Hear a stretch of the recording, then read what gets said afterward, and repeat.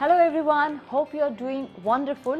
বাংলালিংকের সৌজন্যে exclusive interview আপনারা দেখছেন এবং এই ইন্টারভিউতে আমার সাথে আছে আমাদের সবার প্রিয় বিশ্বসেরা অলরাউন্ডার সাকিব আল হাসান এবং শিশির, যারা দুজনই বাংলালিংকের brand ambassador.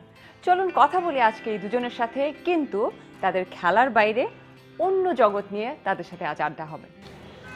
Allrounder Shakib Al Hasan আমাদের সামনে এখন বসে আছে। শিশিরের কাছে একটু জানতে চাই যে সাকিব আল হাসান কি অলরাউন্ডার শুধু খেলাতে নাকি বাসায় অলরাউন্ডার? বাসাতেও হ্যাঁ। আচ্ছা, সব কিছুতেই খুব এক্সপার্ট, সব কিছুতেই বাচ্চাকে টেক কেয়ার করা থেকে শুরু করে সব কিছু মানে খেয়াল রাখা, তো সব কিছুতেই অলরাউন্ড। শিশিরকে যদি প্রশ্ন করি যে সাকিবকে 10 out of 10 কত দিবে as a husband, as a father or as a cricketer? 10 out of 10 সবগুলোতেই 10 এ 10। বাহ। যদি ক্রিকেটার না হতে তাহলে কি হতো? ফুটবলের প্রতি অনেক ঝোঁক ছিল, জানি না ফুটবলার হতে পারতাম কিনা, বাট ফুটবলের প্রতি অনেক বেশি ইন্টারেস্ট ছিল। জানি না, পড়াশোনাও ভালোই ছিলাম, তো জানি না, হয়তো প্রবাবলি ফুটবলার হয়ে যেত। হ্যাঁ, চান্সেস ওটাই বেশি ছিল, বাট বাংলাদেশের প্রেক্ষাপটে ওটা আবার একটু ডিফিকাল্ট ছিল। হয়তো এত তাড়াতাড়ি যে কি বলবো পপুলারিটি সেটা হয়তো হতো না, বাট খেলা হতো। হ্যাঁ, হয়তো। আচ্ছা, তারপরে স্পোর্টস পার্সনই থেকে যেতেন? হ্যাঁ, ছোটবেলা থেকে আসলে স্পোর্টসের প্রতি একটা ফ্যাসিনেশন ছিল।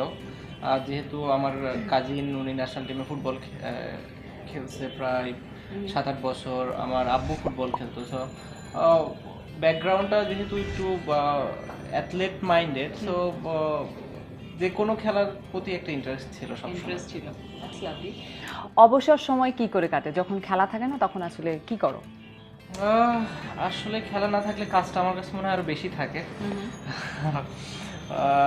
চেষ্টা করি যখনই সময় পাই ফুটবল খেলতে, বিকালবেলা স্পেশালি। আর এখন তো যেহেতু ফ্যামিলির সাথে সময়ই দেওয়া হয় না, সো যখনই টাইম পাই ফ্যামিলির সাথে সময়টা বেশি কাটানোর চেষ্টা করি।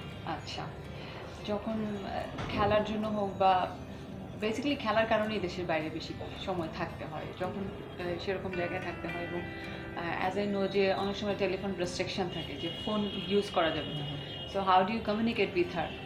না, আসলে ফোন ইউজ করা যাবে না, এটা হচ্ছে একটা মাত্র সময় যখন আমরা খেলি, ম্যাচের দিন মাঠে যাওয়ার পর থেকে আর কি খেলা শেষ হওয়া পর্যন্ত ফোন ইউজ করা যায় না। তো এ বাদে বাকিটা সবসময় আসলে ফোন ইউজ করা যায়। আর কমিউনিকেশন এখনকার যুগে আসলে কমিউনিকেট করতে খুব একটা প্রবলেম না। কোনটা বেশি পছন্দের, ফেসবুক নাকি ভাইবার অর হোয়াটসঅ্যাপ, কোনটা? স্কাইপে কথা বলা হয় বেশি, ফেস টাইম, স্কাইপ এগুলাতে। ফোনে খুবই কম কথা। আচ্ছা, শুধু কথা বলাতে মন ভরে না। হ্যাঁ, এখন আরো যেহেতু বাচ্চা আছে, সো এই কারণে এক কাজে দুই কাজ হয়ে যায়। আগে শুধু শিশুকে দেখতে ভালো লাগতো, এখন বাচ্চাকে বেশি। আমাদের ভিতরে কথা যেটা হয় চ্যাটিংস হয় বেশি, তো হোয়াটসঅ্যাপটা অনেক বেশি ইউজ করা হয়, আর স্কাইপ মাঝে মাঝে, এভাবে আসলে। আর কমিউনিকেট করার জন্য যেটা হয় যে আমাদের কমিউনিকেশন সব সময় থাকে, সো কমিউনিকেশন আসলে খুব একটা প্রবলেম হয় না, দুজনের যেভাবে কমিউনিকেশন চালিয়ে দেওয়া। শিশিরের কাছে কোনটা পছন্দনীয়, স্কাইপে কথা বলা নাকি ভাইবার অথবা হোয়াটসঅ্যাপে চ্যাটিং? যেটা হয় যে আগে স্কাইপ করতাম, কিন্তু এখন চ্যাটিংটাই ভালো, কারণ হচ্ছে বেবি থাকে, বেবি হয়তো ওয়েট থাকে, কোলে নিয়ে রাখা লাগে, তখন আর স্কাইপটা অত বেশি, তখন ও বেবিকে দেখার জন্য স্কাইপ করি, আর তা নাহলে সারাদিন আমরা চ্যাটিং করি।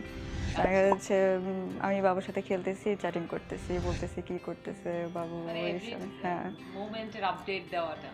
হ্যাঁ, কি হচ্ছে এই মুহূর্তে, কি শুধু বেবির সাথে যখন কথা হয় আমাদের তিনজনের একসাথে, তখন আমরা স্কাইপ করি, আর বাকি টাইমটা আমরা হোয়াটসঅ্যাপে চ্যাটিং করি। ওকে পছন্দ করার ভেতরে এটাও একটা রিজন ছিল। যে তুমি কি মানে কিভাবে সাকিবের সাথে পরিচয়টা হয়, কিভাবে পছন্দ করো? শিশিরকে কেন ভালো লাগলো সাকিবের, পরিচয় শুরু কিভাবে জানবেন আগামী বৃহস্পতিবার।